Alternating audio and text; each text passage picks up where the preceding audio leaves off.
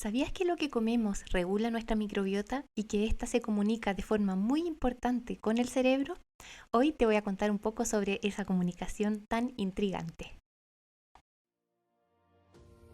Hola, soy la doctora Marina Gainza Lain, médica investigadora especializada en neuropediatría, medicina del estilo de vida y alimentación basada en plantas en niños y adultos. En este podcast, Sembrando Salud, vamos a conversar y aprender sobre cómo los hábitos de vida impactan nuestra salud. Nuestros hábitos como la alimentación, deporte, sueño nos dan calidad de vida y se relacionan con nuestra microbiota intestinal y también con nuestro cerebro. Mi misión es ayudar a niños, adultos y familias a vivir de forma saludable y consciente. Te invito a ser un participante de tu salud, vivir más saludables y plenos y aprender conmigo en Sembrando Salud.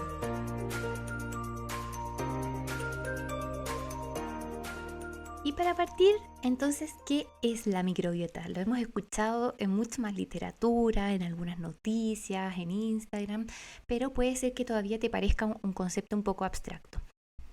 Bueno, la microbiota es un grupo de distintos microorganismos. Estos incluyen bacterias, en la mayoría, pero también virus, hongos, protozoos y otros que habitan nuestro cuerpo. El 90% está en el sistema digestivo y especialmente en el colon.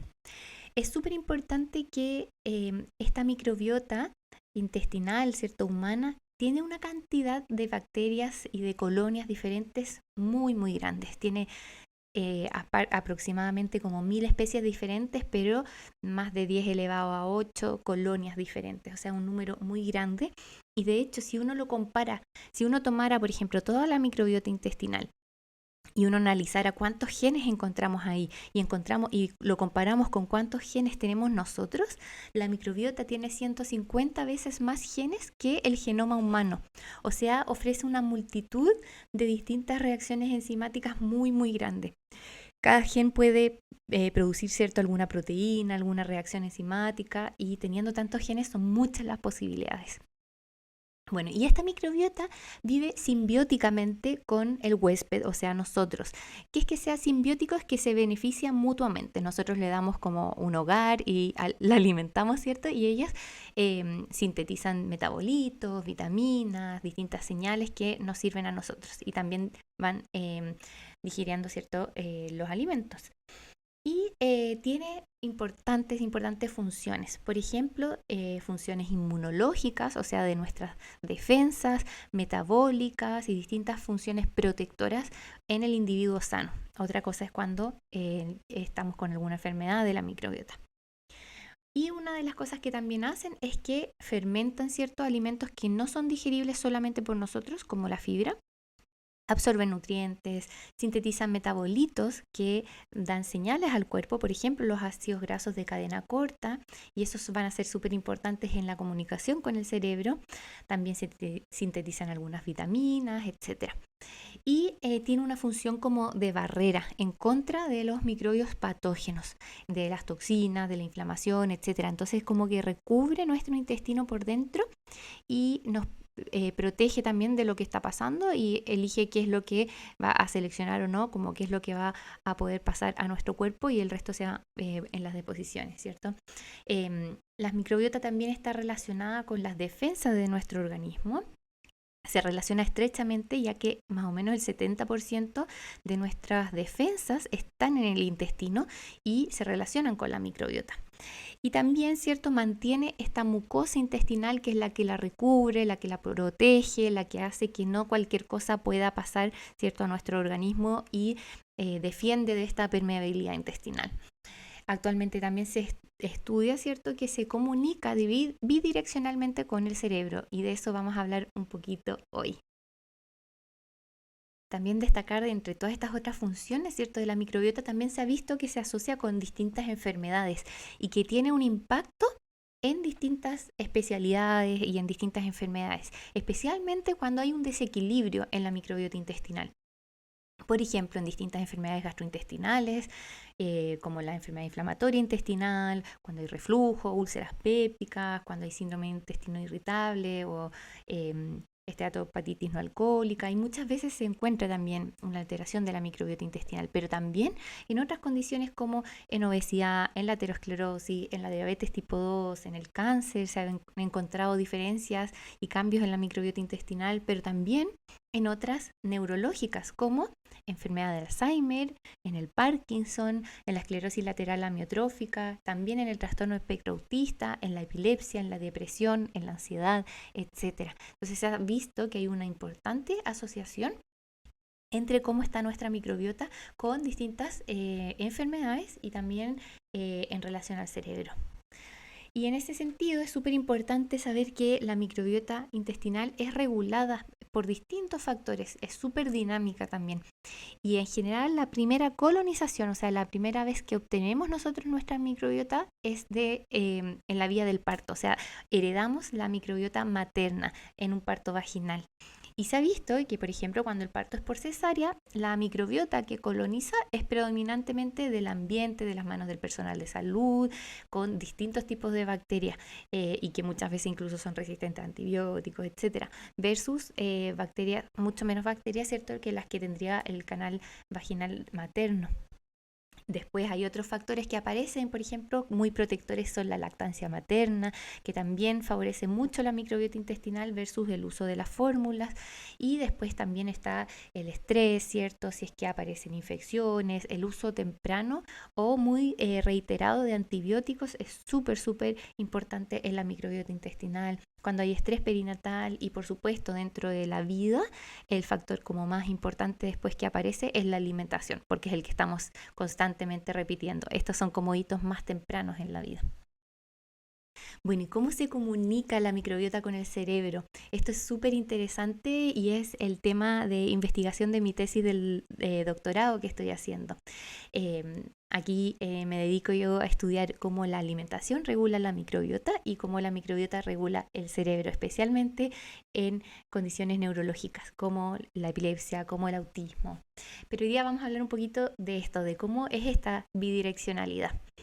Entonces sabemos que existe una bidireccionalidad en la comunicación con el cerebro. Por ejemplo, se ha visto que cuando hay una desregulación de la microbiota intestinal, esto nos puede llevar a una permeabilidad intestinal, o sea, de que cosas pasen por el intestino, por la barrera, ¿cierto?, del intestino hacia nuestro cuerpo, hacia la sangre, que normalmente no estarían pasando. Esto puede aumentar distintos niveles de marcadores de inflamación, etcétera. Y esta misma permeabilidad se observa en la barrera que nos separa la sangre con el cerebro. Entonces, cuando hay una inflamación sistémica, se liberan distintas citoquinas, distintos marcadores inflamatorios, se activa el sistema inmune. Y esto también se activa en el cerebro, también cruza hacia el cerebro. Es súper importante también que hay muchas cepas de microbiota intestinal que pueden producir los precursores de los neurotransmisores, que son las señales que están, ¿cierto? Cuando las neuronas se comunican entre ellas, envían señales químicas y eso es por neurotransmisores. Y por ejemplo, la microbiota puede producir el triptófano, que después se convierte en serotonina, o puede producir GABA, o puede producir glutamato, y estas son neurotransmisores que pueden ser o excitatorios o inhibitorios, y de hecho, por ejemplo, en epilepsia, ahí justamente se ha visto un aumento de microbiota que produce los neurotransmisores más excitatorios versus los inhibitorios, y así. Entonces, es súper interesante que la microbiota intestinal es la que está sintetizando, ¿cierto?, muchas de las señales que se van a entregar en el cerebro. Y obviamente, si es que tiene distintas cantidades de una o de la otra, esto se va a ir regulando. También hay señales que vienen desde el cerebro hacia el intestino.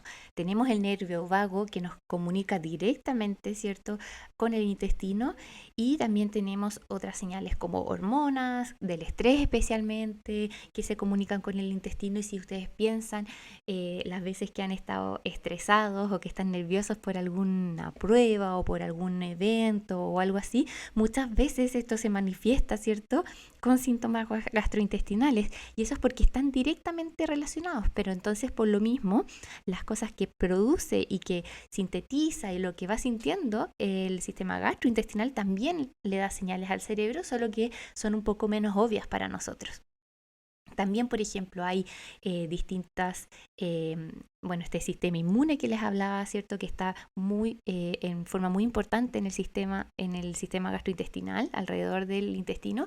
Este también llega al cerebro, también la microbiota produce marcadores de inflamación, que si es que están elevados por alguna disbiosis, etcétera, también se elevan en el cerebro.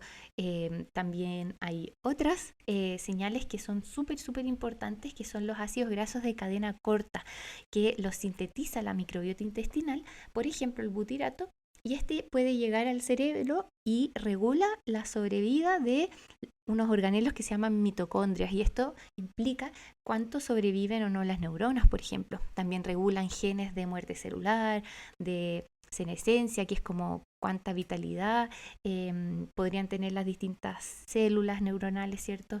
Y esto también lo regula el butirato. También pueden estos marcadores de ácido graso de cadena corta afectar la inflamación sistémica, regular la permeabilidad intestinal, tienen muchas importancias y muchas funciones. Y así se van comunicando, ¿cierto? Desde arriba para abajo, desde abajo para arriba, por distintas señales, por distintas moléculas y de forma bidireccional. De hecho, es súper importante que en el periodo, por ejemplo, prenatal y en el postnatal, estos son súper críticos para el desarrollo, ¿cierto?, del cerebro, para el neurodesarrollo, pero también muy importantes para el tema de la microbiota intestinal. O sea, aquí es donde colonizamos con la microbiota, donde vamos a ver qué tipo de bacterias vamos a tener y que estas pueden ir cambiando después, pero son periodos súper, súper importantes y donde también existe la poda neuronal. Y se ha visto que, por ejemplo, un estudio muy interesante mostró que cuando usábamos antibióticos durante el primer año de vida, esto afectaba los resultados neurocognitivos de los niños a mayor edad, a los 3, a los 7 y a los 11 años. Pero, por ejemplo, si los antibióticos eran más tardíos o cuando estaban en el embarazo, ahí no tenía este mismo efecto, pero en esa ventana del primer año, que es tan importante de cómo se va a modificar la microbiota intestinal con un antibiótico que va a arrasar con todo, ¿cierto? Tiene efectos incluso en los resultados como neurocognitivos, o sea, como ellos estaban rindiendo después en mayor edad en distintos tipos de pruebas.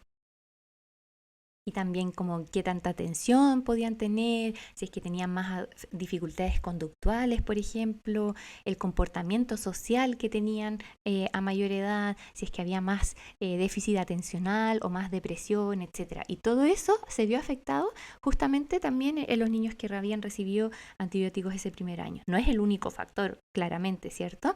Estas son cosas que son súper multifactoriales, pero es muy interesante ver la importancia que tiene la microbiota en temprana edad en cómo estamos desarrollando nuestro cerebro, porque en esa etapa es justamente donde el cerebro se está desarrollando. También es importante destacar que no es normal vivir con síntomas gastrointestinales. Mucha gente llega a mi consulta por historia de años y años de distintos síntomas gastrointestinales o de una hinchazón permanente o de muchos gases o de periodos que pasan entre constipación y diarrea y constipación y diarrea, y muchas veces con muchos estudios, ¿cierto?, desde la gastroenterología, buscando algo más anatómico, con endoscopía, con imágenes, etcétera, y que no encontramos nada. Y pasa que cuando empezamos a buscar por el lado de la microbiota intestinal, sí encontramos respuestas en esos casos, no siempre obviamente, pero muchas veces encontramos respuestas que pueden ir, por ejemplo, en relación al síndrome de sobrecrecimiento bacteriano. Muchas veces eso es algo que encontramos donde a nivel del intestino delgado tenemos un sobrecrecimiento de estas bacterias y también una como de distinta composición, ¿cierto? Con bacterias que no son tan favorables, y estas producen mucha distensión, mucha flatulencia, diarrea, etcétera, especialmente con alimentos muy saludables que deberíamos poder tolerar mejor.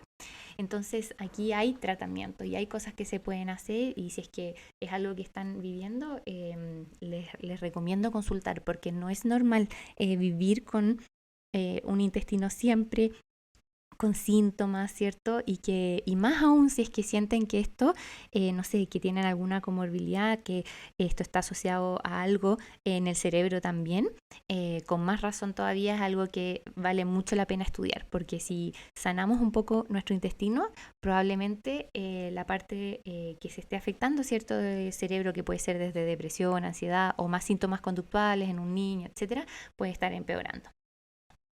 Y en ese sentido, una de las cosas que veo mucho, ¿cierto?, es esta relación con la microbiota intestinal y la epilepsia y el autismo, el trastorno espectro autista. Entonces, si es que están en una situación así y quieren profundizar también en cuál es la evidencia científica que existe sobre esta comunicación con el cerebro, sobre cómo la alimentación puede regular esto, y especialmente en el autismo, donde muchas veces hay síntomas gastrointestinales, donde muchas veces hay constipación o gases o mucha selectividad también alimentaria, ¿cierto?, que nos empeora también estos síntomas, etcétera, y mucho mito en cuanto a qué dietas puedo hacer, cómo puedo ir mejorándolo. Tengo una masterclass específicamente sobre microbiota cerebro, cómo la alimentación la regula y cómo esto funciona y qué es lo que se ha hecho en el autismo. Así que si es que quieren profundizar en este conocimiento, los dejo invitados también para ver esa masterclass que está muy muy buena.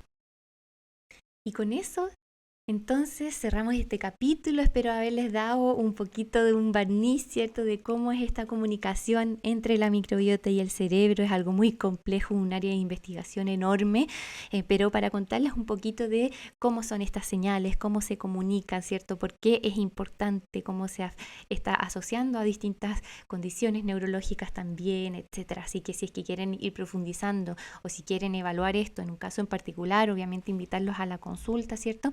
Pero si quieren profundizar un poquito más, también tengo esa masterclass en particular. Bueno, y si te gustó este capítulo, ponle seguir al podcast. Se apreciaría mucho si le puedes dejar un review. También compártelo con alguien que le pueda servir, que sepas que está con problemas de microbiota o que alguno de sus hijos tiene algo de esto que le puede ayudar. Así también me ayudas a que este contenido gratuito llegue a más personas. Si lo puedes rankear también con 5 estrellitas en Spotify, te lo agradezco mucho. Bueno, un abrazo y nos escuchamos la próxima semana en un nuevo episodio de Sembrando Salud.